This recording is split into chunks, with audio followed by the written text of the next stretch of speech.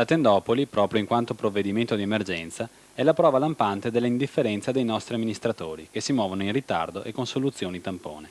Questa è in sintesi l'accusa dei comunisti di Treviso.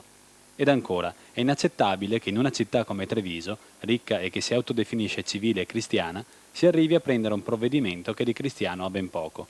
Tanto più che sistemare delle persone già in situazione difficile sopra un'ex discarica, anche se in via provvisoria, rappresenta comunque una soluzione arraffazzonata, inadeguata, ma soprattutto insalubre.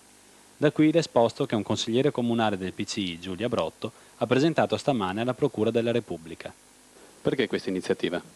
Intanto perché siamo andati a visitare questa tendopoli e è una situazione indegna, sicuramente la zona è insalubre, prova ne sia il fatto che hanno provato a piantarci anche alberi e piante, non è mai cresciuto niente in quel posto, ci sono un'erbetta stenta.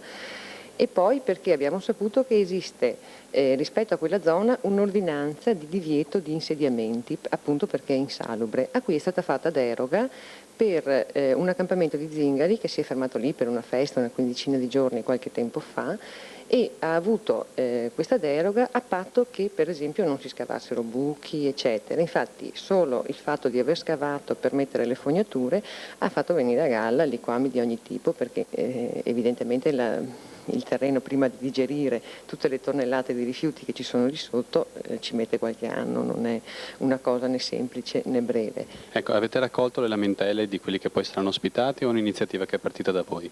No, è un'iniziativa che è partita da noi. Evidentemente questa gente che non sa dove andare va dovunque, la mettono, però terreni di proprietà comunale ce ne sono tantissimi, io penso all'area che sarà destinata alla Treviso Servizi. Se è vero che si tratta di una soluzione temporanea, cioè non si intende lasciarli lì a vita, si può benissimo utilizzare quell'area che è un'area normale, sana e che non ha nessun problema di questo tipo.